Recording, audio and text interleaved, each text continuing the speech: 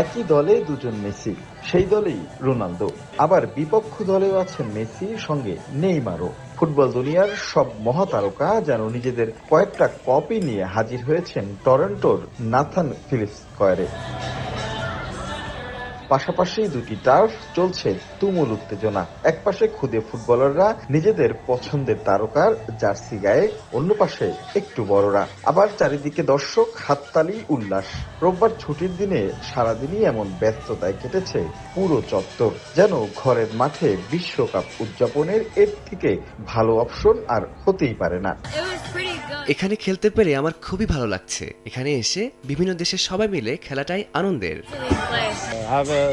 আমি আমার বাচ্চাকে নিয়ে এসেছি, ও খুব আনন্দ নিয়ে খেলছে। এখন মনে হচ্ছে এদেশে বিশ্বকাপ হবে। সবাই মিলে বিশ্বকাপের আনন্দে মেতেছে, এটা দেখেই আমার খুব উৎফুল্ল লাগছে। আমিও বাচ্চাদের সঙ্গে ফুটবল খেলেছি। স্যান্ডেলিনা সো, রূপচর্চায় আভিজাত্য। পাশেই খালি জায়গায় চলছিল যেমন খুশি তেমন খেলো। ফুটবল নিয়ে দলে দলে বন্ধু, পরিবার কিংবা অচেনা কারো সাথে দল বেঁধে মেতেছে ফুটবল উৎসবে।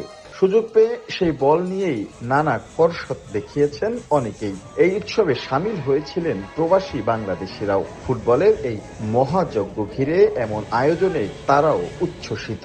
একজন বাংলাদেশী হিসেবে ওয়ার্ল্ড প্ল্যাটফর্মে এরকম একটা সুন্দর আয়োজন দেখতে পারা আসলে ভাগ্যের ব্যাপার আমি মনে করি। আর নাথান ফিলিপস স্কয়ারটা এমনিতেই খুব ফেমাস, তার মধ্যে on the top of that world কাপের একটা ইমেজ, খুবই ফেস্টিভ একটা লুক, চারিদিকে মানুষজন, they are full of colours, light and laughters. তো আমার খুবই ভালো লাগছে। একটা উৎসবমুখর অবস্থা, খুব এনজয় করছে বাচ্চারা। সিটি অফ টরন্টোর উদ্যোগে বিশ্বকাপের পুরো সময় জুড়েই এমন উৎসব আয়োজন করার কথা রয়েছে। বছর, মাস কিংবা দিন পেরিয়ে হিসেবটা যেন এখন নেমে এসেছে ঘন্টায়। তাই তো ফুটবলের উন্মাদনা ক্রমেই যেন বেড়ে চলেছে বিশ্বকাপের এই নগরে। রাশেদ লিমন, সময় সংবাদ, টরন্টো, কানাডা।